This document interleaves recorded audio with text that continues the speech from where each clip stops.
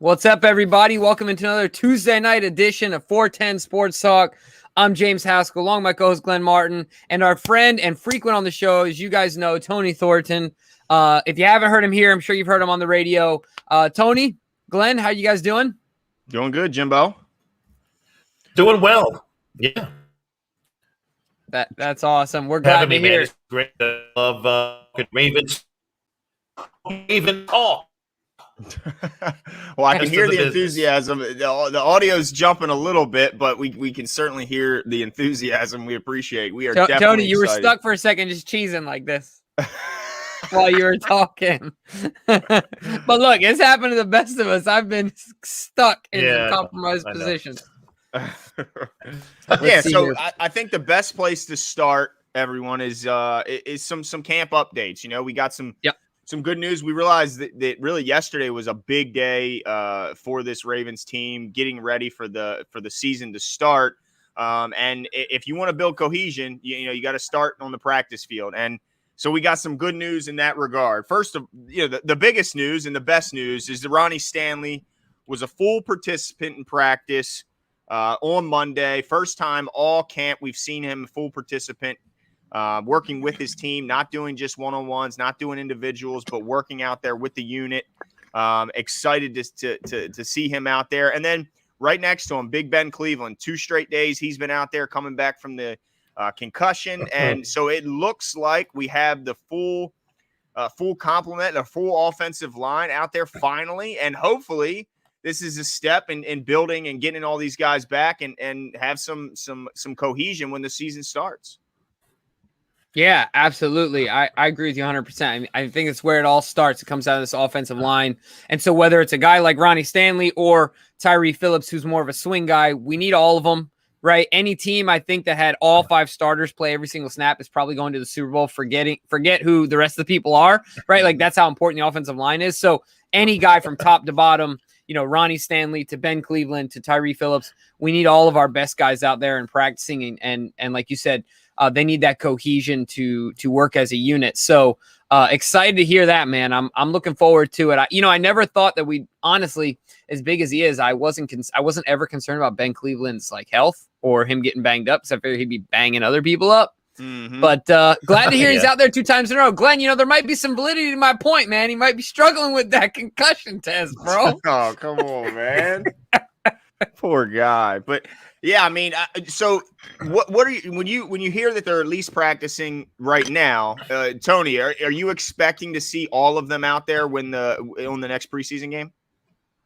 Yeah, I would expect you would see at least a good contingent out there. Maybe Ronnie Stanley may get a couple of snaps, a couple of series there, but I wouldn't play him as much. It seems like when he was speaking today, he was just still trying to get his sea legs together, if you will. So I expect to see the full complement. It was really good to see the right side of the offensive line, I thought, play extremely well this past weekend. And now getting those other 2 guys on the other side now, maybe it'd be Ben Powers. You'll see Ben Cleveland, of course, because Ben Cleveland needs that work. But, it's still a competition right now, but it will be good. I like to see all 5 at least to start the game. And I think they're going to need it if Lamar starts, which I anticipate that he will. And if he does that, that the WFTs or the Washington football team will start their complement of front 7. And that's not that's not going to be a good thing. So hopefully we'll see a couple of series out of this bunch, and then Lamar will be out pretty quickly. And then we'll see his twin brother Huntley come in and take over the rest of the game. And Jimbo, with these, like Tony mentioned, it's still a very live competition at left guard, with the fact that Cleveland missed so much time. So if they do, if we do see Ronnie and the rest of the guys out there, who would you predict gets the first team reps, Ben Powers or Ben Cleveland? Yeah, I think it's going to be Ben Powers. I think that Ben Powers gets the reps based on the fact that, number one, he knows the offense, knows the system very well. So it's not like he's learning a new offense while they're adding wrinkles. It's only the wrinkles that he's got to learn, right? Mm-hmm. It's not the base of the offense. So I think that matters at the beginning of the season. Number 2, just reps in general. And then lastly, John talks about earning your spot. He's been here for years. He's been putting it in, and he's proven at a very least he can do it in the run game. So unless Ben Cleveland is absolutely mauling people and shows that he's significantly better in the pass game, because I don't know how much better he can be. Like Ben Powers was elite from a run game perspective and in his run blocking ability. I mean, he was like an 89 win percentage or something like that. So unless, and I don't think Ben Cleveland is his claim to fame as being a solid or a really, really good pass blocker, right? Like I don't think that's the script on him as of yet. Could be, but it's not yet. So my point is that unless Ben Cleveland just shows that he has the ability to pass block way better than him and equally as good in the run game, then he'll start. But I think the runway is too short now for Cleveland. So I'm not saying that he will be cemented in as the starter, like for the whole season, but I think week 1, that's what you're talking about. Week 1, right? Are you talking about this Redskins game? Yeah, I'm talking week 1. Yeah. I think this Redskins game, when I was asking the question, I was saying, in this Redskins game, who gets certainly Powers. And I think I think both are Powers. I think Cleveland works his way in. I think both are Powers due to the injury. And I think Powers is probably showing some things, just my opinion, what I've seen on tape. And then what we saw last year, I think counts for a lot. He did it in games. Yeah. Okay. All right. There's no doubt about that. Go ahead, Tony. Yeah, I was going to say, there's no doubt about that. Powers certainly is the proven veteran. You really want to see him start week 1 against the Raiders, but I do want to see what Ben Cleveland can do with the full complement of guys with him now, and how the communication is going to be with Ronnie Stanley next to him, and how that's going to flow, especially if they begin to run to that side, which we're going to see a lot of runs. And we saw that, of course, last week with a lot of runs to the right side with Gus and JK. So I really want to see Ben Cleveland get a bulk of the snaps coming up this weekend. And maybe for week 1, you start Ben Powers against the Raiders because of his veteran leadership, and he knows how Stanley moves as well. So I think that would probably be the best bet, but we'll see. It's an open competition for sure.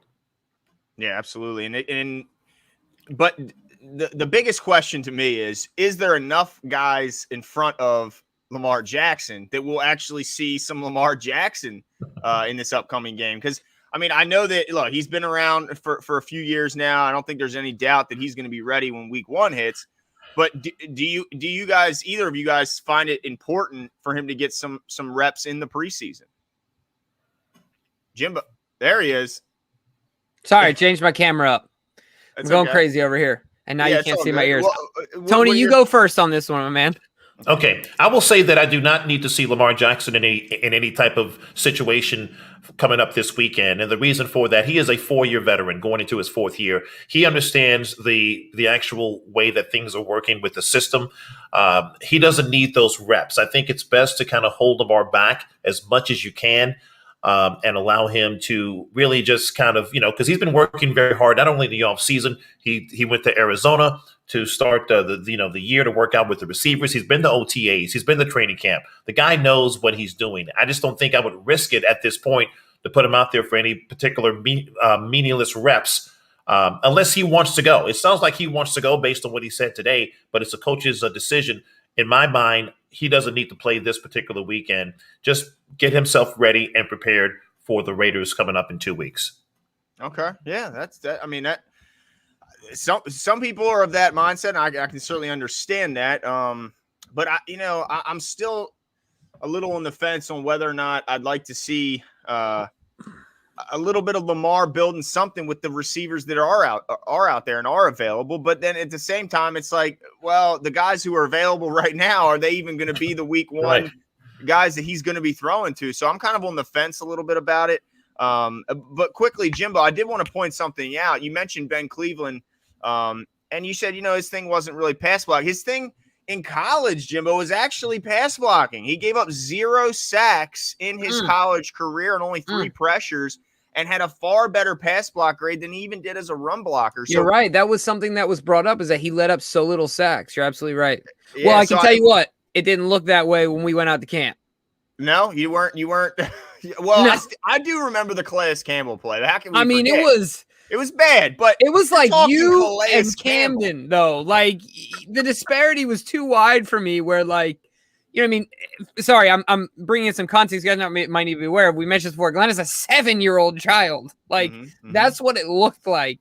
It was like he moved a leaf out of the way. And you know what I'm saying? Like, it was bad. But if you remember the video that the Ravens released of all of their D linemen hitting the sled, it looked a whole lot different when Calais did it. I mean, he lifted the whole thing off the ground and just tossed it, and nobody else made it look that easy. So, maybe we got to cut him a little slack, but maybe I just don't. overall, I don't know if the runway, like I said before, I don't know if the runway is there. I know that one of the things that you brought up before, Glenn, is that the one advantage that we have is that even though we only have 3 preseason games, there's going to be a longer time between, preseason game 3 and week 1 than there normally is. And that's something that you brought up, which is a good point. So that could bode well for him. But I don't know. It just seems like he's got a lot of ground to make up based on the time he's missed. Right now is vital time. This game, I think, is a dress rehearsal. You guys, Tony mentioned that he doesn't think Lamar will be out there unless he wants to, but he doesn't need to be. Glenn, you're kind of on the fence. I'm just going to go all the way in. I think Lamar needs a drive. I think he needs a drive.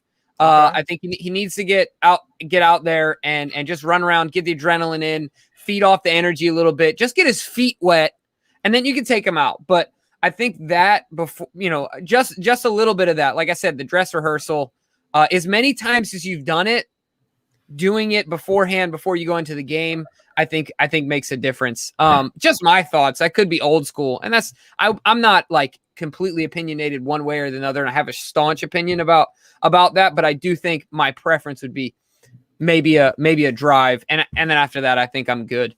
But I just want to see it.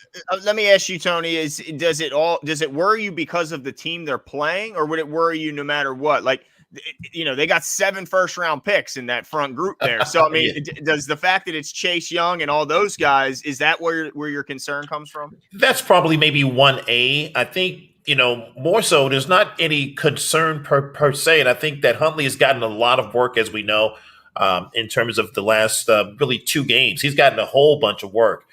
So, it was surprising to see Huntley actually play the full game. I thought maybe Lamar could have played this game this previous weekend, and again, there's no real concern.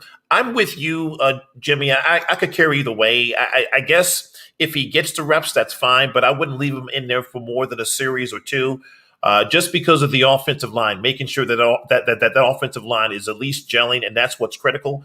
But again, it wouldn't bother me either way. I just don't need to see it. I can wait until week 1 for him to be ready to go. So he's put enough time in training camp. He's put enough time in OTAs. I know he missed some time in camp because of the COVID situation, but I just feel Lamar is so ready, and he doesn't really need those reps, in my opinion, to get himself mentally and physically ready for that week 1 game over in Vegas. Okay. All right, so let's pause here. I just want to say he's playing. He's playing, Jim. He has to play in this game. He's got to play, right? Because you only have 2 quarterbacks on the roster. Yeah, I was just getting ready to have a saved tweet that they did cut Kenji Behar. So they only got 2 quarterbacks. But I will say this. Tyler Huntley played all but the last 2 minutes, which was just a handoff and some kneel down. So I guess if he could do it last week, he could certainly do it this week and just finish out those last 2 minutes, which was just 1 handoff and 2 kneel downs. So yeah, I guess it's possible, but I would think with just 2 quarterbacks on the roster, he'd get at least a drive. Yeah, exactly. So it's just at that point about how much. And it'll be. Yeah, I was going to say I agree, because I think based on the fact that you only have 2 quarterbacks now, Huntley played a full game. He's put a lot of work in. You've got to see Lamar for maybe a couple of series. But again, it wouldn't surprise me if Huntley played this entire game again, just given the fact of what we've seen. Again, it doesn't matter to me, but I just don't want to see Lamar take any unnecessary snaps. And I don't necessarily think he needs to work. Now, some people think he needs to have more continuity with the receivers, but the full complement will not be there anyway. Yeah. We're not going to see Sammy Watkins. We're not going to see Hollywood Brown. So we're not going to see those guys this particular game. So again, I can go either way. It's just a matter of what the roster dictates. And it appears right now the roster says he's probably going to play a couple of series just so Huntley doesn't have to take the brunt of the game. Yeah, no, absolutely. I tell you what, though, and DK put this banner up not too long ago, how I thought it was funny. Cam Newton mentioned that Chase Young isn't as big as advertised. Of course Cam Newton would say that. He's a dinosaur. Superhero. Yeah, he's massive. He looks like a linebacker playing quarterback. But second of all, Chase Young, of course, says he wants to sack Lamar Jackson. And, I got 2 words for you, Chase Young. Good luck. Who wouldn't want to sack the most elusive quarterback in history? Right. You might get there, but look, let me tell you something, man. Justin Fields, you can chase him around all you want. Yeah. doesn't pale in comparison, bro. So lace up them shoes. Yeah. 'Cause I tell you what, you better be ready to you might be on Sports Center on the top 10 looking silly. He might turn you into a cheap poker table real quick. Yeah, just call Kyle Van Noy and ask him how it feels because he thought he had Lamar once too. He thought he had him. You know the saying, be careful what you wish for. That's right. Be careful. But I want to stay right here really quickly, guys, because I know that we're talking about this game and it's important, but we're talking about Lamar, so let's stay on the subject. Jeremy Fowler has started to make waves. Look, you know what it was? The problem was this reporter saw a calm body of water, and he decided to take a boulder that he constructed himself and throw it in the water. Okay? And it's causing all this ruckus. So Jeremy Fowler has said that an unnamed source believes that the league will figure out Lamar Jackson this year. Now, I want to get your guys' opinions on that, but one thing I want to say is that I think that John found his shirt. Right? Yeah. John Jimena talked about, John, when are you going to put the saying on the shirt? Right? Lamar said, I doubt it, dude. And I loved hearing that, man. Like he said, we're going to see. But he said, I doubt it, dude. I got fired up when I saw that because I feel like I saw his edge a little bit. Mm-hmm. So what are your guys' thoughts on these comments? I have very strong opinions on this, but I'm going to reserve them before I hear your guys. I'm sure they're about the same, and then I'll give mine. So Tony, what were your thoughts when you heard that? Yeah, and the context behind that was, Fowler, who is an insider for ESPN, certainly, has spoken with some folks, and I think he heard some rumblings about that there's some teams or there's a team or there are players that have figured him out. And then there was a banter between him and Ryan Clark, the former Pittsburgh Steeler on the show. And Ryan Clark sort of alluded to, well, is it because he can run a 4.3 and you can't? And again, I kind of like that dig, but it's just not about running the football either. But I appreciate Ryan Clark coming to his defense. Now, look, here's the situation. Lamar Jackson is just a unique person, athlete, freak of nature. We know that. He's different than everybody else in the league. No one is like him. And what happens in that situation, and that's within life, whenever you're different, whenever you're better or different, or you've done something that no one else can ever do, there's always going to be what are called haters. We always know that. And there are going to be people around the league, whether it's players or executives or coaches, who are going to really hate on someone like a Lamar Jackson. And to me, I don't know why, because Patrick Mahomes, they don't say the same thing about him when he loses games. And certainly Patrick Mahomes is a freak of nature. He's a special talent. Josh Allen is a special talent. So there's special talents out there at the quarterback position besides Lamar Jackson, but we tend to hear more vitriol toward Lamar than we do anyone else. I don't get it. I can talk about this and make this into sort of a issue when it comes to black quarterbacks. Don't think that's necessary. I just think it's a situation where Lamar Jackson has time and time, what he's done over the last, let's say 7 years, including his career in college, he's proven everyone wrong each and every time. And I think it just really irks some of these executives and some of these coaches and some of these players in the league. I would just say to those folks, just stop him. Just do whatever it takes to stop him. See what happens. Bring your best game. He's going to bring his best game. And that's the end of the story. But no, I'm not surprised by the comments. I just think that it's just par for the course with Lamar. And I think his reaction today was just fantastic. And I'm glad he kind of brushed it off and kind of said, you know what? I doubt it, dude.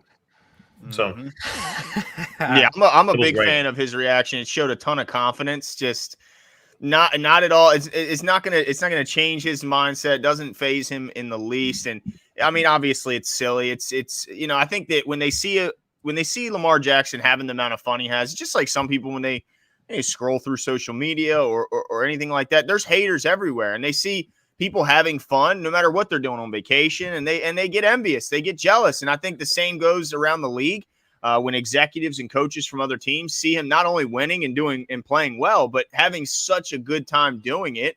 It just draws hate out, and I think that's going to be something he's going to have to deal with his whole career. But luckily, it doesn't seem like he exposes himself much to that hate. He kind of keeps himself away from it.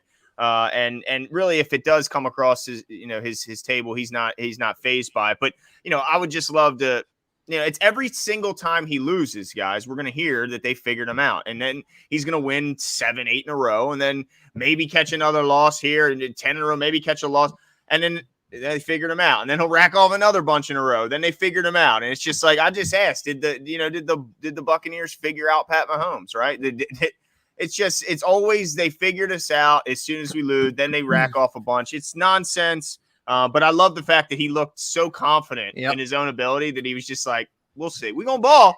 And I doubt it. What we're going to say. Look, I got to say something adding to what you guys are saying here.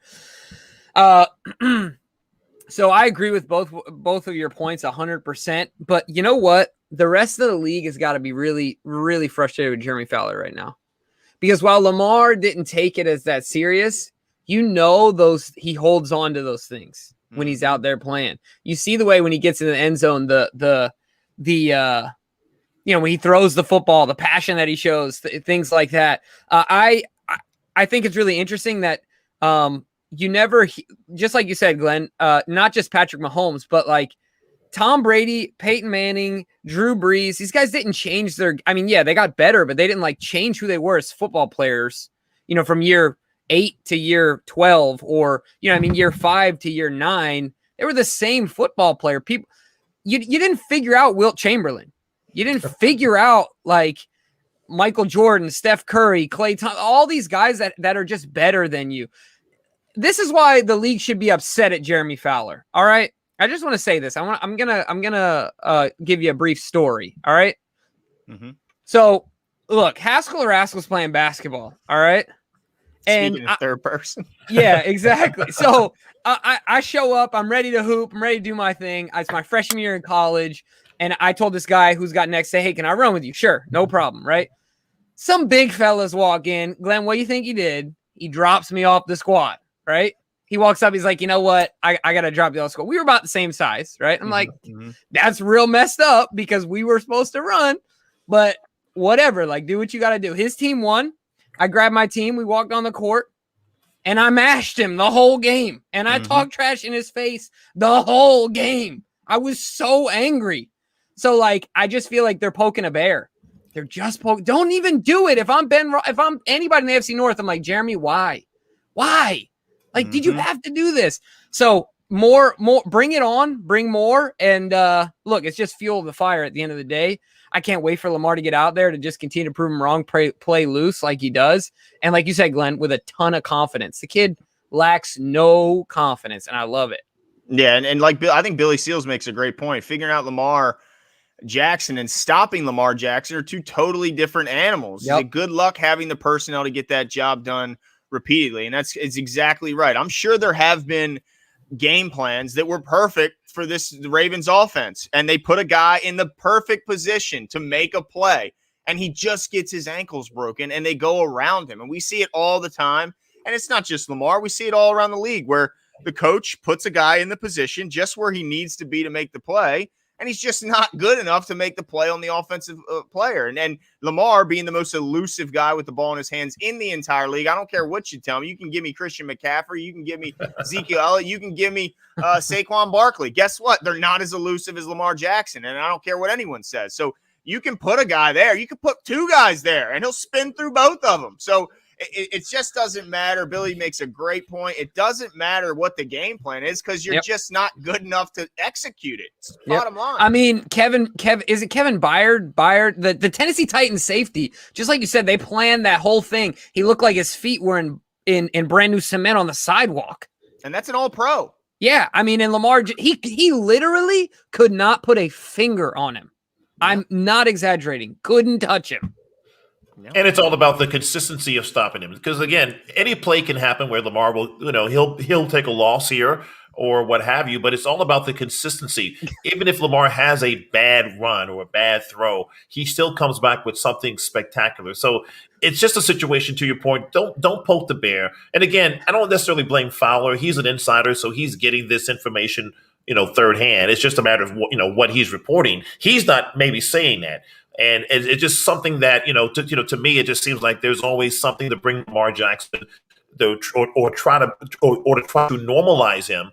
And all I'm saying to the public, we have a really special quarterback in our midst. And it's just one of those things that this guy can win games. He's shown that. And let's just continue to embrace what we have as Ravens fans and the Ravens flock, and let other people begin to hate and that sort of thing. It's going to always happen. But I like to see some of this also, pointed toward Patrick Mahomes sometimes, every now and then. Can he have a bad game or can he make a bad throw? I saw him in preseason throw a horrible pass last weekend. So it's just one of those kind of things that just happens. But hopefully Lamar, he's a really cool guy. He's a strong guy mentally. He doesn't care about all this. And as my shirt says, nobody cares. Just work harder. That's right. What he does.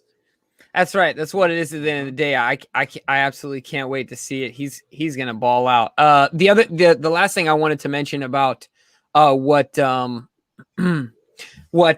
Billy Seal said was that, do you remember a long time ago, I saw this quote on our timeline recently on Twitter, on our feed on Twitter. The guy said that Lamar Jackson is a poor man's Taysom Hill. Yeah. That didn't age well. Yeah, no, didn't age well, number one. Number two, so this is the drastic difference between the two guys, right? To where people have talked about, some people say Lamar's a gimmick, and people obviously in the comments are saying otherwise because the Ravens fans saying that he's not a gimmick. Where I think a guy like a Taysom Hill is a guy that you can figure out, right? In all intents and purposes, because there's a lot of gimmick behind the offense when he's running quarterback. But Lamar Jackson can be the system, right? Like he is the total system when he plays. So, I mean, it's a much different situation. But anyway, I just wanted to talk about that, kind of get your guys' thoughts on it. And anytime you're in town, Fabian, we can have at it. What's going on?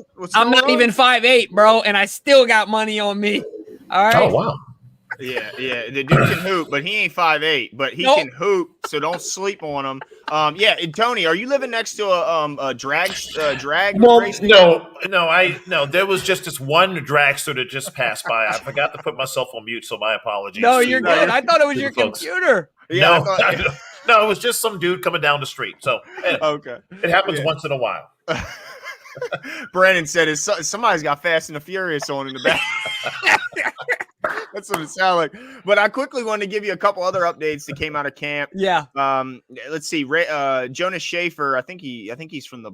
I can't remember where he's from, but I think it's from the Baltimore Sun. Okay, it is Baltimore Sun. He said J.K. ran a wheel route for a nice catch to beat the tight coverage from Patrick Queen. And it's apparently there wasn't much of a window, and Lamar was able to fit it in there. So he's looking good. I think Albert Breer put out a tweet that he's throwing a much tighter spiral.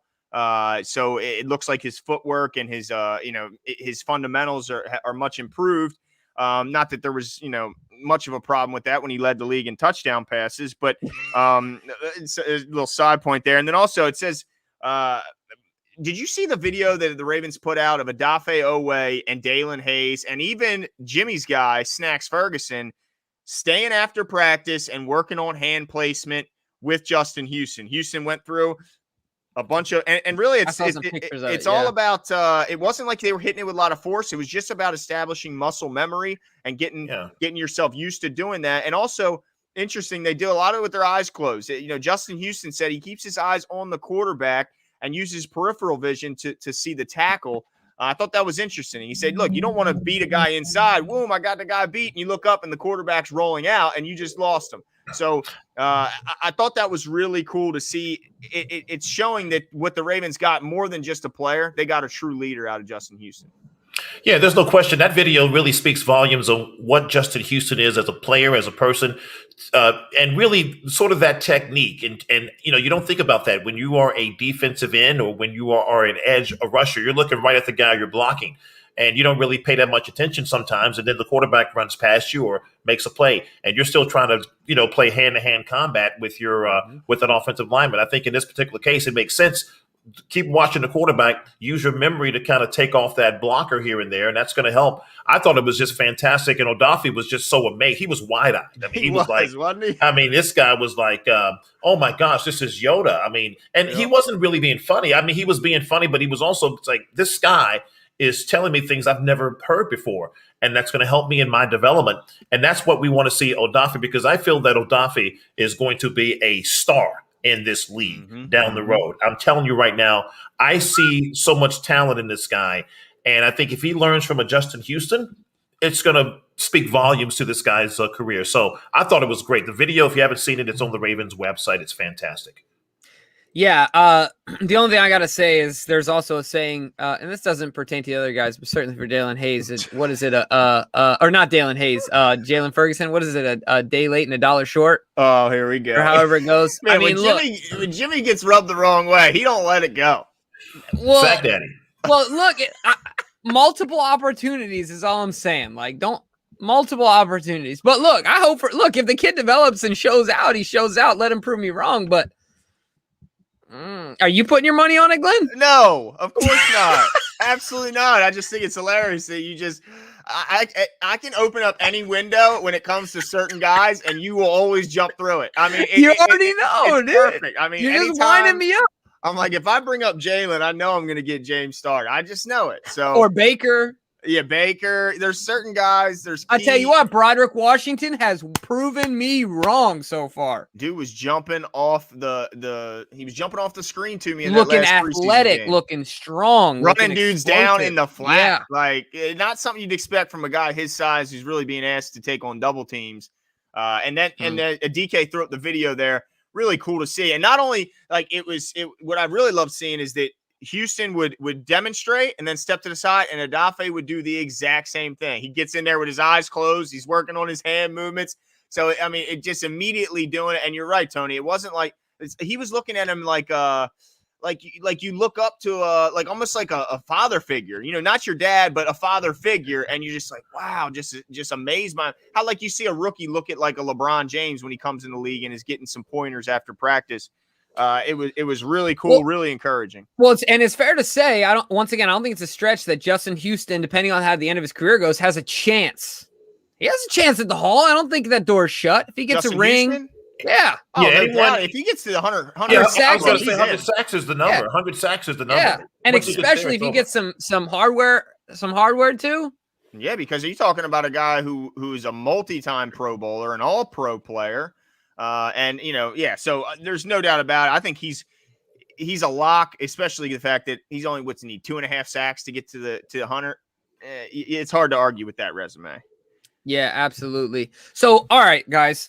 Let's talk, unless you have more camp updates, Glenn, let's talk about this game and what we need to see from preseason 3. Does that sound good to you guys? Sounds good to me. Yep. All right, because there's a lot of things that have been on my mind. We've talked about, whether or not Lamar will play. There's only 2 quarterbacks, so certainly he's going to get some time. But is there anything at this point you guys need to, not would like to, but need to see from Lamar at this point, or no concern at all? Nothing that like, all right, you need to check a box. Anything? Not for me, no. I mean, there's nothing I need to see. I mean, it's just like if, I'd like to see him out there, but if there was a nagging injury, say he twisted his ankle the day before the game, and I'm not going to say, that means the season's over, that week 1, we're not going to have any chance. No, of course not, because as long as he's ready, and then he's going to be just fine. So nothing I need to see out of Lamar Jackson. I guess the only thing is stay healthy. That's all I need to see. Okay. Is get there you go. Right and ready to move. Right. Yeah. All right. So what about you, Tony? No, I was going to say at the end of every preseason game, we always look at the injury report. We look at the updates. We were sad to see LJ Fort lost for the season. Of course, that's a big deal from a special teams perspective and from a veteran perspective. So that was kind of sad to see. But certainly that's what we look for after every preseason game. What's the injury report looks like? We ask the coach, hey, what's going on? And so we just hope that they come out of this particular game injury-free. But, Lamar doesn't need to show me anything, as we talked about before. So no question there. Yeah, I'm with you guys. This is the only thing that Lamar needs to show me, that he's having fun. Mm-hmm. That's it. That he's having fun, that he's enjoying his time, because that's when he plays the best. All right, so let's move on. I've noticed this in the comments. A lot of people are starting to get on the Gus over JK bandwagon. And Glenn, we kind of opened the door a crack to this in the last show, but we also readily admitted that they're in the depth chart. They're both starters. They're both It's first 1 and 1A. stringers. Yeah. Yes, exactly. So is there anything? So let me say this, though. There's nothing I need to see from Gus Edwards. Is there anything you need to see from old JK in this preseason 3? Just asking. For me, absolutely not. Nothing whatsoever. Right. Now, what I would like to see, I wouldn't mind seeing some of that out of the backfield work we've been hearing from both those guys. I mean, both have said they put an emphasis on catching the ball more often and better out of the backfield. I think that's an overall emphasis from the offense. So I wouldn't mind seeing it, but I also understand that this is preseason. There's no game planning going into this. You're not showing the rest of the league anything that you're going to be doing in the regular season. This is all the most basic of basic offenses. But would I like to see him catching some dump downs, maybe a wheel route like we keep hearing? We keep hearing JK's running a mean wheel route, and we saw a little bit when we were at practice.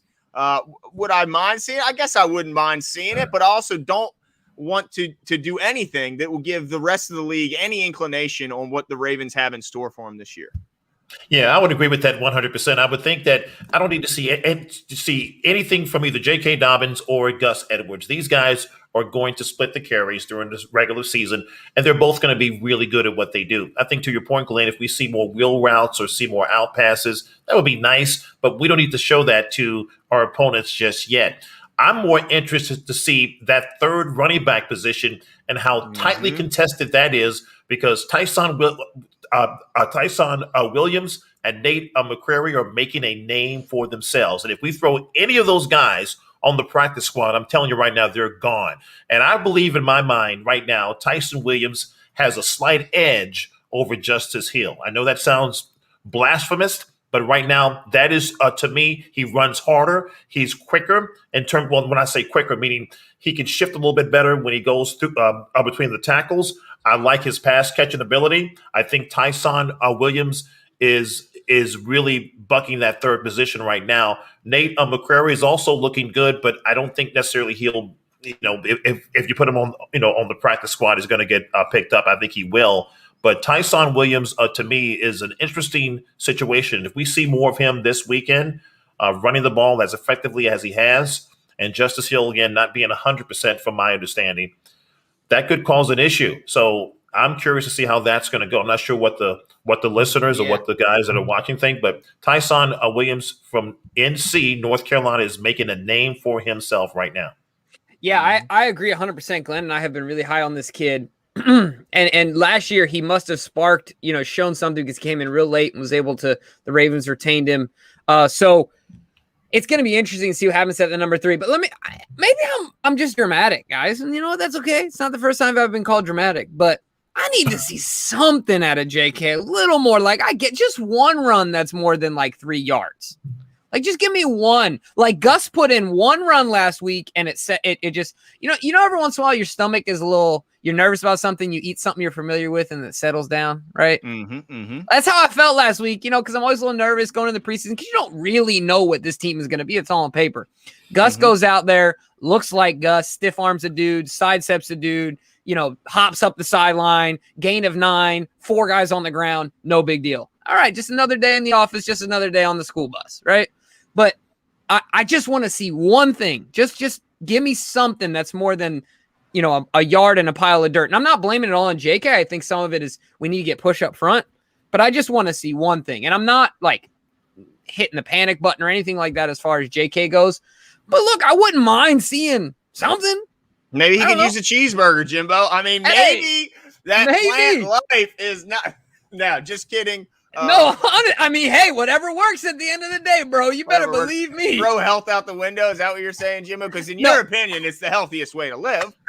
It is. You're saying throw it away. Give me a steak. Let's get JK back on track. Now, in fairness, he was a vegan last year, and so obviously that's not that's true.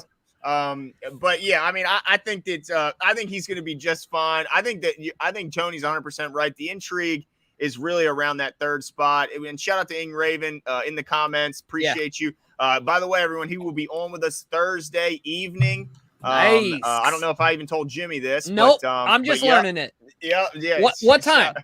8:30. He's going to be on with us. So shout out to Ing Raven for always being, willing to come on and help us out. We appreciate that. Absolutely. But JK's got to do something, because what kind of message would this send to the rest of the team and really the rest of the league and down the, in future years, if a guy like Tyson Williams, who's done nothing but impress, I mean, anytime I haven't seen him drop a ball, I haven't seen him disappoint me on a run. I've seen that run, that 20-yard touchdown run was spectacular. He hit the hole perfect, left a safety with a shake, just left the dude standing there, then did some incredible balance by keeping himself upright and getting that hand on the ground and reaching the football.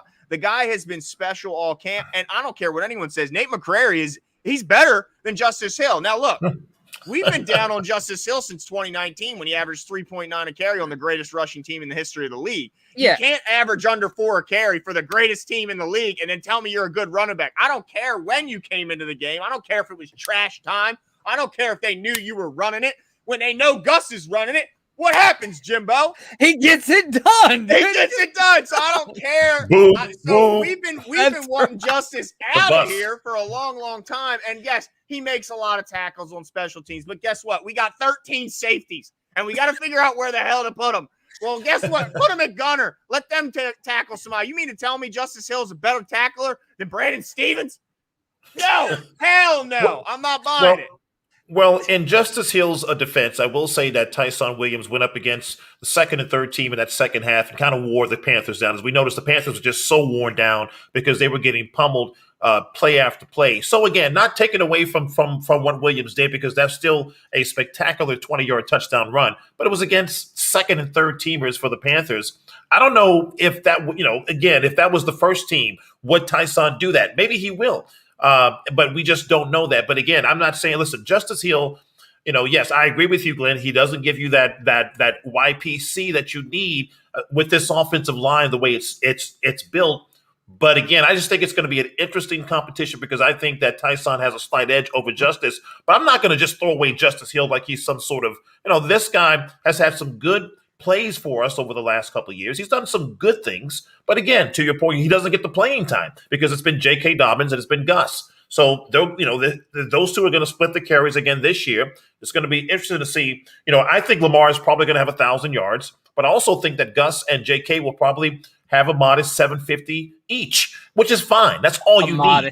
A modest 750 each, with a few touchdowns here or there. That's all you need from this rushing attack, I think. Not all three are going to get 1,000 yards. If that's the case, we're back to where we were last year, running the football on them, all the time. I don't think that's going to happen this year. So I do like Tyson. I just think that he has the edge now over Justice Hill, because Justice Hill hasn't really been playing as much because he hasn't been practicing as much because he's been hurt. So we'll see. But I'm going to look at him very closely this weekend. Okay. Yeah. All right. You're not done with him yet. Okay. I'm I'm done with him, but I mean, look, I'm done with him. You seem angry, Glenn. You seem angry. Oh, I don't know. That's just one of those guys. He just triggers me. I don't know. Yeah, I just open the window and that's my guy. It's just Baker Mayfield. Right through it. Absolutely. Like daddy, yeah. Right. So, but really quickly, Tony, I want to respond to your point and to your point as well, Glenn, but I want to do so by using some of the names that we just cut. If I'm not mistaken, the Ravens had to trim down the roster, and they did. Yep. So, Glenn, I think you have those names. I do. Who are they? So the first thing they did was they put LJ Ford on the IR, obviously with the torn knee. And then they terminated contracts with Andre Smith, the offensive tackle. No shock there. Looking at the offseason moves, they obviously had no confidence in him. And Tyree Phillips was getting the vast majority of tackle reps when Stanley was out. And they also terminated safety Jordan Richards, who's another standout on the special teams. That's kind of surprising. And then they waived Michael Darris, the wide receiver, who we saw briefly, and then the quarterback Kenji Barner or Behar, I should say. I'm probably not saying that correct, but that's how they got. They only need to get 5 guys off there. They had to get down to 80. Yeah, and so I'm glad you read that list. The reason I want to bring that up is because, Tony, what I'm going to do is I'm going to bring you over to our side. All right, on Justice Hill. And I'm going to credit Jeff Zrebeck for this, because Jeff said, of course, John, of all coaches, puts a ton of value on special teams. Rightfully so, based on his past. But at the same time, at some point, we have these players that are high value on special teams, but we have so many of them that we're going to have to let some of them go. And that trend is already starting. Devontae Harris was our best gunner. Gone. Yeah. And the Niners cut a backup quarterback to get a gunner, right? Yeah. So that's how much of a surplus we have. And then Richards has been on this team for a while, stand out in special teams, gone, right? Because I think they're trying to make room for these young safeties. So you only get so much of a runway if you're only doing special team stuff, and that's the only place you're standing out. So I'm going to say that Justice Hill is also out the door. I think that, and I think I don't know. I think he might be able to squeeze through the practice squad, or he'll get picked up real quick for his time on special teams and things to be able to do. But either way, I don't really care. Yeah, good riddance. And let me tell you what they have to replace. By the way, this great special teamer that we're talking about, he had 9 combined tackles last year. 9. So and 6 of them were so it's 6. We got to replace 6 solo tackles. I mean, I think they can find a way to replace 6 solo tackles, which, by the way, totally off topic, but a cool stat I heard. You know, Larry Fitzgerald has more tackles than he has drops. Yeah, I saw that the other day. He has 14 more tackles than he has drop passes in his career, and he's a receiver. I mean, holy smokes. You talk about totally off topic. But, yeah, so, I mean, I think it would just send a poor message. I mean, Tyson Williams has been the star of the preseason from at this point. I mean, at least from on the offensive side of the ball, he's been the star offensive. I mean, there's been some guys defensively taking turns. Certainly Geno in the first game with the interceptions, Elliott in the second game making those big stops, and they had like 4 tackles and 12 total stats. Yeah. So there's been guys, but offensively, tough decisions. It's hard to look at anyone but Tyson and Nate McCrary as both being guys that really showed out and impressed. Yeah, I'd say, and they have so many tough decisions in that defensive back room that, I mean, you can only shuffle things around so many times to where, regardless of the position, if the guy, it comes down to sometimes would you rather have a Ardarius Washington or a Westry or a Justice Hill, or, you know what I mean? There's only so many ways you can shuffle this thing around. Yeah. So they got a lot of tough decisions. So Tony, come on over, man. Just join the club. I like that Tony's not giving up on him yet, because look, I mean, maybe we are a little quick. I mean, I'm a little quick to just. I mean, I think there's still. No, I still think there's a slight edge to Tyson right now, but I think this game is going to really solidify that. Will we see Justice Hill play this weekend? Yeah. Let's see if they both get out there and let's see what they can do. I'm not going to dismiss what Justice Hill can bring, because we know he's talented. We all loved him up until we saw Tyson. Up until we saw Williams, we thought that Justice Hill was going to make the team. I think your final 53, I think last week or the week before, all of you guys has Justice Hill as the 3rd running back. So it's not far-fetched to think that. I just think that Tyson now he has proven that he can at least hang with this running game and this scheme. And so we're going to see more of both of these guys, hopefully, against the WFTs on Saturday. Yeah, absolutely. Yeah. And shout out to Steven in the chat. Appreciate you putting a comment in there. He came and saw me at my day job. And I do appreciate Steven. So shout out to my guy. Hope I see you. Wait, and wasn't there another guy that came in? Yeah, there was. I already mentioned his name, and now I'm blanking. But he did come in again, and I helped his significant other. But I'm blanking right now. But yeah, shout out to you guys, Steven. Appreciate you coming in and saying what's up. Made my day, absolutely. But I want to talk on the outsides, and I got a question for you guys. I think this is something that may surprise you both. Since the start of the 2019 season in the AFC North, so just talking in the North, not in the whole league, just in the AFC North, if you guys, and I'll give you both a chance to predict or guess or even tell me the correct answer, who would you say caught the most touchdown passes in the AFC North since the start of the 2019 season? Yeah, I think which player? Yeah, and the whole AFC North. Yep. Yeah, I think it's easy for me. It's got to be Andrews. Okay, and what about you? I would say it's Mark Andrews as well. Receiver, by the way. I'm talking only wide receivers. Oh, wide receiver. Okay, you just pass catchers. I was going to say. Well, I think it's Hollywood Brown. It is Hollywood Brown, Jimbo, and I may have given that away by just how I built this up, but my point in bringing that up is, you give Tony a chance, Clint. Well, yeah. I mean, but he has more catches than Chase Claypool and more touchdown catches than Chase and Washington. Juju, Juju. All them. Sorry, cut you off there. Landry, all of them. You line them all up. He's had more than all of them. And so my point in asking that is, are we starting to get concerned with the fact that we have 12 receivers on this roster right now, and only 6 of them have been healthy? And to the point where they've had to use DBs to run routes in practice because they don't want to exhaust the only receivers they do have. So at what point do we start to go, all right, now it's a problem, and this deep receiver core that we were so juiced up and excited about is now looking like worse than we've ever seen, because all our good guys are sitting out and all we have is some young guys who are hoping to make a name. Are you starting to get a little more nervous, guys? Yeah. Tony, can I go first on this one? Please. It's all about context, Glenn. I've said this before. All right, so week 1, I'm absolutely sure that Marquise Brown will be playing. All right. Week Okay. 1, I'm absolutely sure that Sammy Watkins will be playing, unless there's something I don't know, and you guys correct me. Okay. So if our wide receiver room were completely no-name guys you've never seen a day in your life, and we had Sammy Watkins and Marquise Brown, they're already better than our 2019 wide receiver core. Already. So Okay. I am not concerned. I'm not concerned about it in the slightest. I told you, like, my concern all starts with the guys up front.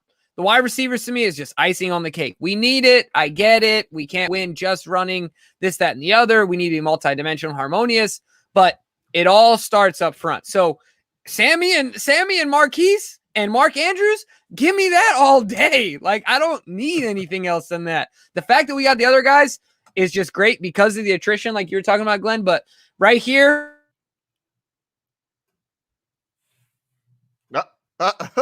he was about to make an epic point, and he froze up. Well, Tony, I mean, wait, you can't hear me? Oh, now I got you. You froze on right here, and then you froze.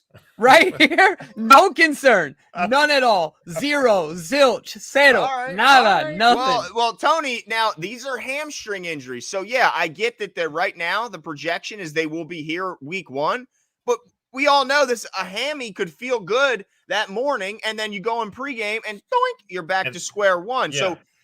Are you the same with Jimbo? No concern, or is there any level of concern? There's a slight level of concern, not as confident as Jimbo is, but I will tell you that, to his point, Sammy Watkins is a veteran, so he understands how his body is reacting. He'll be ready week 1. He'll be out there as the X receiver. Hollywood Brown's already been working off to the side. He's getting his hamstring, and as a matter of fact, I would tell you that Hollywood Brown probably feels very good right now, but the coaching staff is saying just one more day. Just one more week. We're not going to put you out there because we want to make sure you are 100%. I believe right now Hollywood Brown could practice. He just refuses not to, or not. He doesn't refuse to, but the coaches refuse not to put him out there because with a hamstring, to your point, they want to give it one more day to see how that feels. But I think by week 1, to your point, Jimmy, as long as I got Hollywood, I got Sammy, I got Mark Andrews, I'm going to have Duve. I'm going to probably have Prochet as well. He's not seriously hurt. So I'm going to have those guys ready for week 1. I'm not that concerned. I think there's a concern in terms of training camp and practice. I get that. And that's why you have some of these emergency guys coming in and kind of catching passes. But I don't think there's any concern. And what Harb said today was, because someone asked him that question, say, what do you think about the fact that you only have 6 guys out here? And will they be, is that a concern? Will they be ready? And he says they've got to be ready, and left it at that. I mean, and he's that confident that they've got to be ready. So I have no real concern. But again, we'll see how things progress over we have 3 more weeks to go until the opener. So we do have some time. Yeah. I mean, I guess I'm just nervous when I hear these injuries, particularly the soft tissue injuries, because I just know how they can tend to linger and also come back. It just gets me nervous. Now, you notice that none of us have mentioned Miles Boykin in that group. I find that kind of interesting, but hopefully we haven't heard any report on the progress he's been making. I mean, we've heard some. Obviously, we saw Hollywood out there warming up. Seemingly, with Lamar. no one cares. Nobody cares, and yeah, I mean, it's kind of surprising how we get no questions or updates, and yeah, nobody cares. But I did hear a couple of days ago that Miles was working with Hollywood Brown off to the side. Okay. But to your point, that was pretty much the report. It wasn't. People were more concerned about how Hollywood Brown was doing versus how Miles was doing. So that, to me, there was more of a concern. Is Hollywood Brown, is he going to be okay? Boykin is going to be okay, but is Hollywood Brown, was more of a concern there. I agree with you. Yeah, and certainly Bateman's making progress. There was video of him running, albeit pretty gingerly, not 100%, but running is definitely a step in the right direction. And I'm similar to I'm on the same wavelength as Jimmy when it comes to specifically Hollywood, because of the fact that we've seen this from him before. He's missed tons of practice time throughout his career and always seems game ready and always seems to have that instant chemistry with Lamar. So I'm not really worried there. I just would have liked to see Sammy get out of this camp a little healthier, because, man, I mean, we were loving some Sammy Watkins in camp. This dude, him and Marlon were going at it. I love the iron sharpens iron, the fact they were both getting better. So it's a little disappointing to see him go out. But look, I mean, I'm still holding out hope. I'm still hopeful, and I'm glad that if they're going to play any team week 1, I'm glad that it's opening up in Vegas and putting the smackdown on the Raiders. That's right. And this is the other thing I got to mention is that there is, staying on theme here and talking about the wide receivers as well, there's one thing I have to see. I need to see in this game. I need to see production out of Proche. And two things. And I need to see Duvernay catch a slant. Like, dude, just catch the rock. Anyway, I need to see those two things. Yeah, it didn't seem like there was a lot of outside the number throws. If you notice, it was some down the field dink and dunks from Huntley, especially in that second or third drive. They was just making sure they were just completing passes. Remember, he was 0 for 5 to start the game with the interception, and then after that, I think he ran off 14 straight passes. But I think each one of those passes were just really just dink and dunks. They were getting down the field, so we haven't seen the outside of the numbers as much. But again, I'm not overly concerned that we won't see that down the road. But I do feel you in terms of what you're saying in regards to seeing Proche at least make a play or Duvernay make a play in the preseason. I think we might see that this weekend. Yeah, like catch it over Wallace. Something. Tyler Wallace called some outside catches. Yeah, he did. He did have the one. Yeah, he did break the tackle. There was an outside catch. You're right. That is right. We've seen something from Tylen. I need to see a little bit more out of the other two. Now, in fairness, Duvernay did have I think 4 grabs in the first game, so he did some good stuff there. But like Jimmy said, did have a few balls zip through his hands. You know what I find interesting? We had, when we're talking about expectations, what we need to see. And I don't think this was by design. We've only talked offense so far. And I think it's because the defense has just been so damn impressive. But I will say this. I found this interesting note here. They had the coverage grades amongst rookie quarterbacks recently released. And now they're just talking game, not what we see in practice. They're only grading the game film. And leading the way was Patrick Surtain of the Broncos, who had the pick 6, been playing phenomenal for the Broncos. But right behind him, right on his heels, rookie cornerback from the Baltimore Ravens, Shaun Wade, with a 93.7 single coverage grade thus far in preseason. Jimbo, do you think, is this just the case where they're using Shaun Wade? Because when we went to practice, we got nothing but just scathing reviews of what they've seen from Shaun Wade throughout training camp. And when we were there, we saw it for our own eyes. We saw Jalen Moore cooking them, putting them in a blender. We seen Tylan Wallace going right by him. We saw a bunch of guys really dogging some Shaun Wade. So, Jimbo, was this a case of where you've just been putting Shaun Wade in maybe some positions he needs to work on in training camp and not necessarily putting in positions to succeed, whereas in the games they are? Or is this a situation where he's just a gamer? Some players are just gamers and they're better in the game than they are in practice. Yeah, before I answer your question, I want to explain how negative it was, Tony. Like, we didn't even get an opportunity to get his last name out before every single person turned to us and just did this. And that was it. That's all. What do you guys think about Shaun? That was literally 5 media members at once in unison, right? It was so bad. And then, of course, we talked about it. But, yeah, it's really interesting to me because I'm coming at this honestly. I don't know how to answer this question. I think it's a little bit of both. I think the Ravens in the game are putting him in situations where he can succeed based on the system that's built around him, based on the position where he's at. And maybe and we kind of saw this in college where the year before he played in the slot, he's going to be a first rounder. Yep. And then this year he dropped because of his time on the outside. I'm not comparing the two, but I feel like there are players as corners that are dependent on a system. Like Sherman is not going to be in a man-to-man type system. He's just not that type of corner, right? Mm-hmm. But you can get the most out of him, and it is incredible what you can get out of him in a zone, in a zone that like a cover 3 that the Seattle Seahawks play and the Niners did, stuff like that. So yeah, maybe it is that and that he's a gamer. So I guess the most accurate way, or what I could make of his progress on the field in comparison to what we saw, because my own eyes, I usually trust those first. And you're not kidding, Glenn. It was embarrassing. Embarrassing stuff. And so, yeah, I got to say that he's a gamer and that the Ravens have figured out what he's good at and what they shouldn't have him work on. There's a saying that you want to make your weaknesses less bad. So that way you're like more well-rounded. But there's also an opposite theory. Like, why spend so much time on doing stuff you're bad at just to make it like below average when you can take something you're really good at and get even better, right? So like maybe Shaun Wade's one of those guys. Like, let's just focus on what he's really good at, and we'll make his scope of responsibilities this big, right? I think that's probably what it is. Okay, all right. How about you, Tony? Any take on? I mean, you were there with us that day. What's your thoughts on Shaun Wade?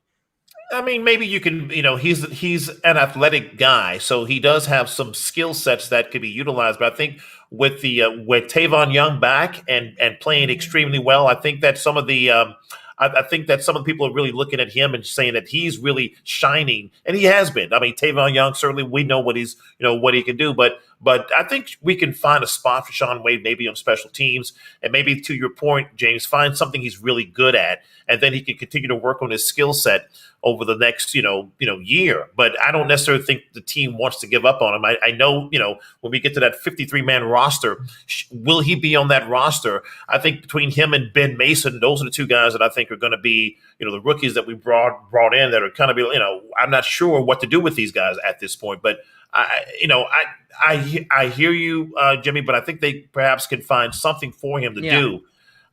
Especially on special teams. But Tavon Young is just that's his position to lose. So it's just going to be interesting to see how the cut downs go. Yeah, and how many weeks will it take, Glenn? I'm high on Tavon. I think he makes it through this year because he can't tear anything else. He's just the bionic man at this point, right? Like, where are you at? Hold on, where's some wood to knock on? That's right. Yeah, I mean, it's like because John next said, week he's callousing up, right? That's what he. Yeah, I heard needs to that do today. I was kind of frightened about the that term, callousing. What does that mean? I mean, John's I guess been he's using just that for a getting while, back hasn't to he's getting back to being hitting people. I mean, it's been Okay. a while. I just never heard that term. Yeah, I kept thinking the calluses that you get. I don't know. Yeah, he's callousing his whole body, so his whole body's getting used to the pounding that is an NFL season. Certainly, for a guy who's his size, I mean, he's always playing against bigger guys. It's very, very rarely, if ever, that he's going to face off against a guy who's not way bigger than him, way heavier than him. So he certainly has to do, but he has to play smart too, right? I mean, he can't do things to put his body at risk because he has to understand that we need him on this team. I mean, I guess we've played without him to this point, but certainly if they want to have, one of those defenses that can be transcendent and take on these high-powered throwing offenses, we're going to need a guy who's really good in the slot, and he's certainly that. But my intrigue for this game, when I look at the defensive side, is really just the back end of that defense. That safety position has been so intriguing. It's been the best battle of camp, in my opinion, because we've seen so many different guys take big steps and make big plays. I mean,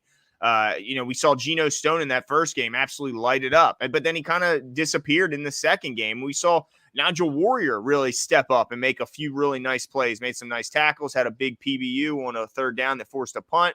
Same can be said for Chris Westry. I mean, Chris Westry is really making it hard for this team to have to cut him. I don't know how they can cut a guy who's 6'4", can run like he has been, and has shown that he can be a consistent outside cornerback if need be. And then, obviously Brandon Stevens has played way better than I think any of us could have imagined when you consider he's so new to that side of the ball. This is his second year playing safety. I mean, it's absolutely incredible. So, Jimbo, which name are you looking for? All right, this guy's got to jump out at me for him to make the team, or which guy? Because look, they're good at number 1 and 2, right? Chuck and Deshaun have looked like maybe the best tandem in the league at that spot. One of those two guys are going to be one of those two guys will make the Pro Bowl this year. I don't know which one, but one of those two will. That's my prediction.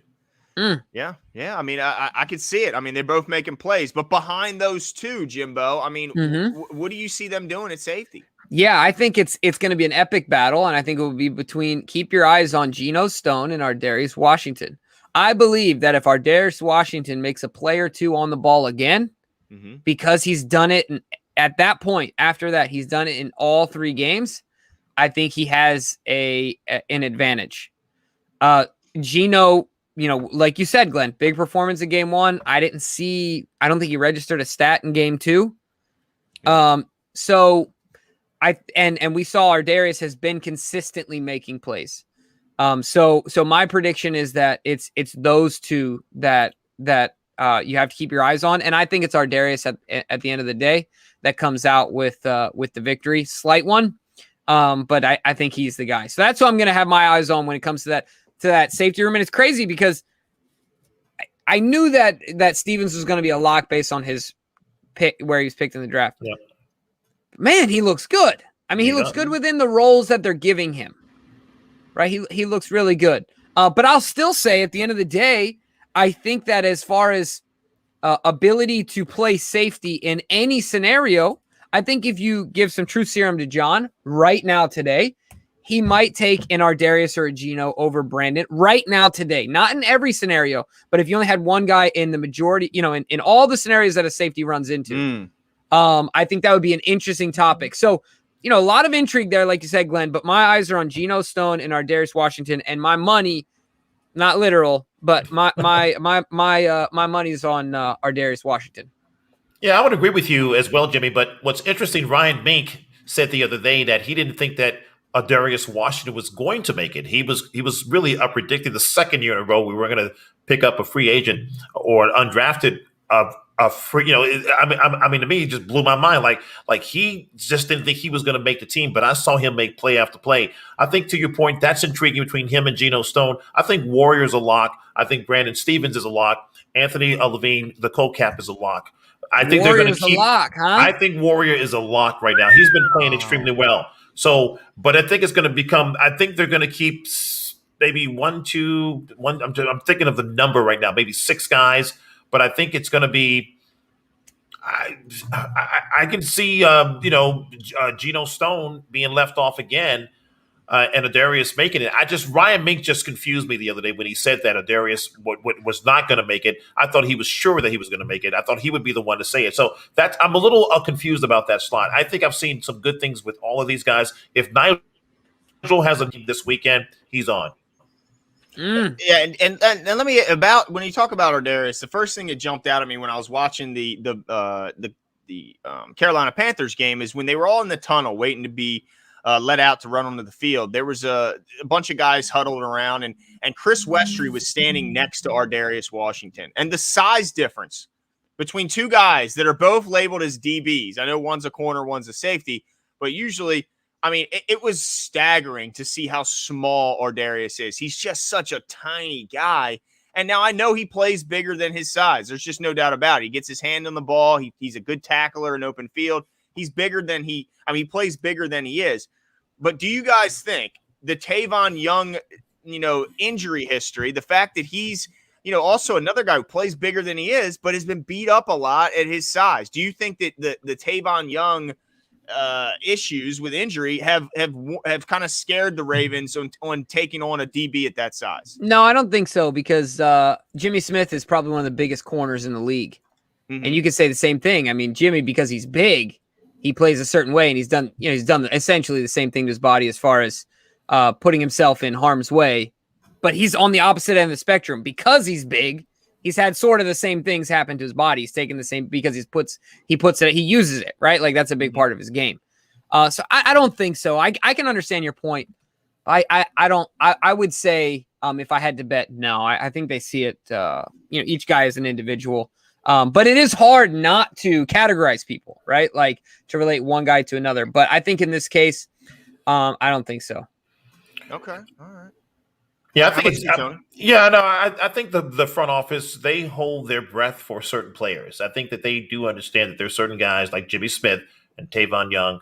They love those guys. They're great individuals, great players, but they still hold. They understand, and I'm sure that EDC in the back of his mind is thinking these guys. There's a higher chance than any that these guys are going to have some sort of injury at some point during the season. And we need to be prepared for that in some way. So I think that is in the back of some of these executives' minds, because they have to sit there and they have to calculate whether it's cap room or whether it's player. There's a lot of things they have to kind of figure in. I think injuries do factor in. And I think that in this situation, I think it's just tough. Tavon Young, if he stays healthy, could be great. I just don't know if I trust him. Even Jimmy Smith, I have a feeling that there's going to be some issue during the season. So you may want to carry a little bit more load, in that defensive back room than you really want to. And that's going to take away from maybe the outside linebacker. That's going to take away from the tight end room you want to have, whether it's 3 or 4. So it's going to be interesting to see when these cut downs come to play. Well, I know that we've been talking a lot and rightfully so about the back end of the defense, but we had LJ Fort go down. We've seen some young guys playing, so I also think there's some question marks there. And maybe if there's anywhere on the defense as far as things we need to see in this game, what's the solution to LJ Fort? Is it, mixing the bag and saying, all right, let's throw Levine in there for some of the stuff where we'd put Fort? Is it what's the option? How do you see that working? What's your take when it comes to how they adjust LJ Fort and in the context of this upcoming game? I think it's a big one. I think that's a good question, Jimbo, because look, when the chips were down and there was a big time play that needed to be made, LJ Fort was a lot of times on the field last year. And we saw that in the Tennessee game, the plays he made on Derrick Henry in the flat. I think he's not just like a lot of people say, well, he's more of a special teams guy. He was a lot more than that for this defense. And when there was big plays to be made, we usually saw LJ Fort on the field. So I think it's going to be a pretty big loss. But the question is, was LJ Fort on the field a lot last year because of the fact that we had a little bit of a stunted growth period for the young guys who, with Malik Harrison and Patrick Queen, and maybe they just weren't able to get up to speed quickly enough to be counted on? Or was it just, he was just a better player? Was LJ just a better player, and that's why they wanted him back? That's a big question, because now the fact of the matter is they're going to have to rely on Chris Board, and they might have to rely on Christian Welch, and that's a big what if, because I think we're both kind of high on Chris Board. We like what we saw from Chris Board, but do you want to see him out there, on a third down in a short third down situation where they could run, they could pass, either way? That's what LJ was good at. LJ was good in those scenarios where they could throw, they could pass. He was good in coverage, but also good at coming up and helping out in the run game. I'm a little concerned. I've certainly seen rumors that KJ Wright, since he was cut from the Seattle Seahawks, that he might be a guy that the Ravens could turn to get some help bolstering that linebacker core. But I'm not really sure how much he's a replacement for a guy what LJ Fort did. And I'm also seeing that he could end up ultimately re-signing with the Seahawks at a lower rate. But I do think this is a huge, huge game. I want to see a lot of Chris Board. I want to see a lot of Christian Welch. Can these guys make themselves big-time players on defense and not just big-time performers on special teams? Yeah, and I would agree with you. I think that LJ Fort was probably on the field more so at the latter part of the year because of the development. I thought that Malik Harrison and Patrick Queen, they sort of ran out of gas toward the end, if you will. They sort of didn't play as well as they did the start of the season. And that's all due to not having training camp in the offseason, and I get that. We see now that Patrick Queen is emerging now, getting those reps in and looking really good in preseason. And I expect that to translate into the regular season, where I think Patrick Queen will have a really good year. But I also think that Malik Harrison can also be that guy. Although he was young, and I certainly do understand it, he didn't get that off-season workout either, and I think now he has that. But Chris Board is just so solid. The guy just does – he's like a Swiss knife, where he just does everything. And I think that I do want to see if Christian Welch can step up. But I think Malik can really get that job and solidify it, as that Sam, and really kind of help it as good, because he's a good side-to-side guy. He can stop the run. It's going to be interesting to see, to your point, can Christian Welch be that guy to step up? So those, again, that's intriguing. But I think LJ Fort was kept, he's so great, and in terms of just his veteran leadership. But I think he was there because of the underdevelopment of Malik and Patrick Queen, and really kind of helping those guys along as the season, toward the end. Because I don't think Patrick Queen really had a great second half of the year. He was good, but he kind of ran out of gas, and we kind of saw that in certain games. He was getting, run toward. And so there were some things that he needed to work on. But I think Patrick Queen now with the offseason is going to be spectacular at that Mike position. Yeah, well, let me tell you what. If Jalen Ferguson finds a way on this roster because LJ Fort got hurt, I'm going to be mad. All right? I'm going to be pretty upset. No, I'm kidding a little bit. Only a little bit, though. Only a little, yeah. Yeah, only a little bit.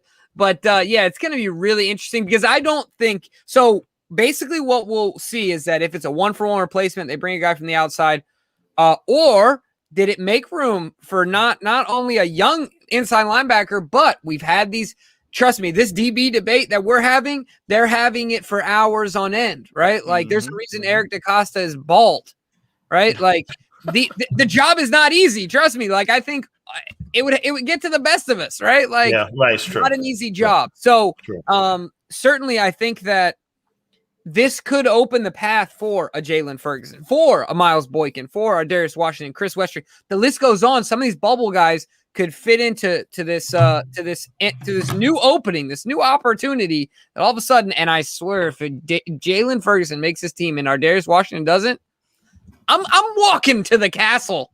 All right.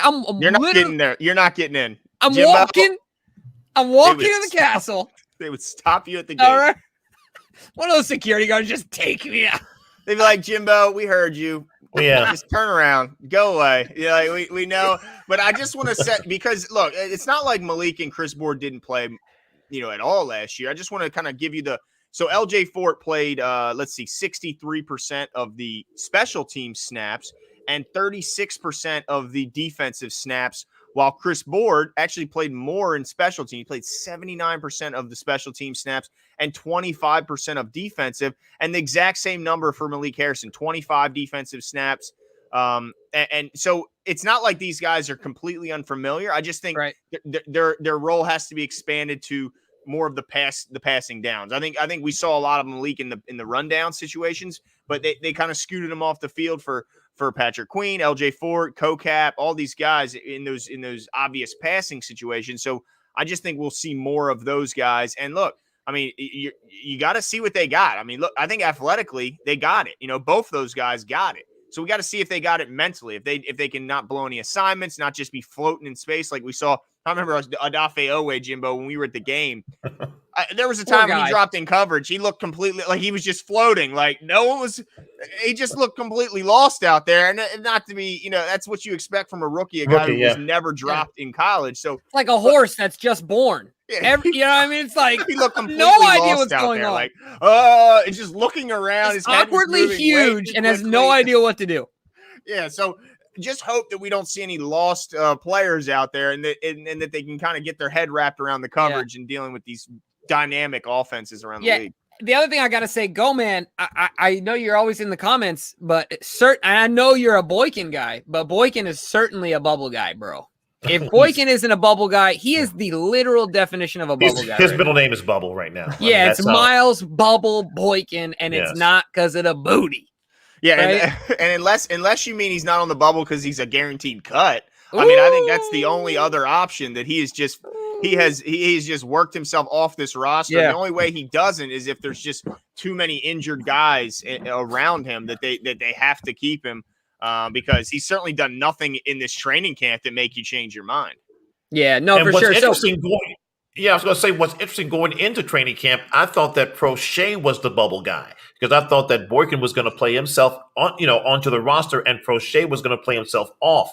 But Prochet, just for folks to know this, he's always the first one out on the practice field every single morning, and he's always catching with the jugs, and he was out there working his butt off. And Boykin, again, he was out there, but he wasn't available. Then he got hurt. So now things have changed, and now Boykin is the bubble guy, and Prochet is a guy that should make the team. Yeah, absolutely. I agree with you 100% on that. No, I just really quickly, Glenn, we kind of shift gears here because we got some laundry list items that we need to do before the end of the show, and we forget, and then we sign off and forget about it. So one, obviously we've been coming to you guys every Tuesday night live. Sad to say there'll be no more Tuesday nights, no more live. No, I'm totally kidding. Of course we're going to be coming live, but we will be switching it to Wednesday night. We don't want to get in the way of Monday Night Football. Wednesday night. So instead of Tuesday nights, starting next week will be Wednesday, same time, same place, just Wednesday night. So book it on your calendar, get a reminder, make sure you schedule it so that way you get the alert from YouTube. But the other thing I wanted to mention too is something that there we go. This is why we got DK on the squad, right? Like, but something else I want to mention, just want to get your guys' thoughts, and DM us on Twitter, DM us on Instagram. We're thinking about doing a live show here at a coffee shop local here in Baltimore in the around UMBC. Want to know if any of you guys would come out. Let us know if you come out, hang around. I know Don C, you're local, as well as some other folks. And of course, Tony, we'd love to have you down there. I think it'd be an absolute blast. But if you guys would be interested in coming down, hit us up in the comments here, DM us on Twitter, DM us on Instagram, so we can know whether or not that's something you guys would like to do. Because at the end of the day, we're here for you guys and want to provide you guys with some awesome content and experiences. So let us know. But Wednesday night, from here on out, this is our official, for the time being, based on schedule changes. Our last Tuesday night. Eventually, we'll be back, but for a few moons, we will be on Wednesday nights, Glenn. Yes, absolutely. Jimbo picking up. He's got a little busier schedule coming up on in a few weeks now, or next week. Next week. This time next week, I will be pencil in hand. Yeah, just like this. You ready? Back to being a student. Yep, there he is again, back at it. But one last thing. Oh, and also Thursday, we're having Ing Raven on, so please be on the lookout. And working on getting Cliff. Yeah, working on getting Clifton Brown from Ravens.com. So we're still working and getting you guys some great guests, and always thankful to have Tony, of course, coming on with us. I know you guys love seeing him as much as we do. Love having him on. But I got another quick question for you guys. I mean, I don't want to see any of Justin Tucker, okay? I know what we got in JT. He's the best in the world. He's the best to ever put a foot on a football. Best in the business. Can we just, instead of getting touchdowns, can we just get in field goal range and let Verity just boot his way up, boot his trade value up and up and up? Because I turn on the preseason games across the league. I see kicking issues still around the league. We are so blessed to have Justin Tucker. Can Jake Verity kick enough balls through the uprights to get enough buzz around him to where we don't have to cut him? We can trade this guy for a late round pick. Any chance of that, Tony? Justin Tucker guaranteed that we would get a draft pick for this guy. He said he would be on a 53-man roster by the first week of the season, and I agree with that. Whatever Verity, again, what a situation that we have where we have a kicker who is the best in the NFL, the best in the history in terms of accuracy, teach another guy his technique. If you look at Verity, he does the same things that Justin does. He does the arm movement.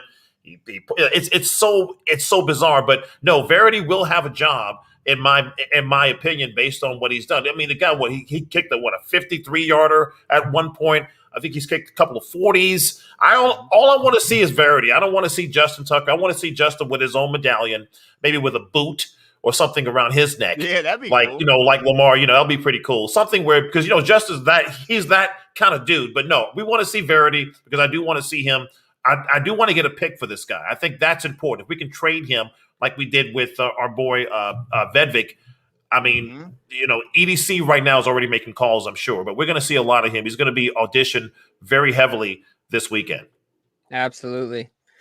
Well, I had an absolute blast. Normally we get DK in here to give us some words of wisdom. He's been doing so in the banners, and he graciously turned off his camera to keep our bandwidth in check and make sure that our audio and video was doing well. So, look, this is why, speaking of best in the business, it doesn't stop right here, Glenn. All the way, from top to bottom, through and through, DK's the man. Check out his article. He put up a new article this week on our Patreon. So go check it out. It's $1 a month. You get full access to all DK's articles. And then, of course, there's other options where you can, add some input into our videos and things like that. So I think that's all for it. That's all for us tonight.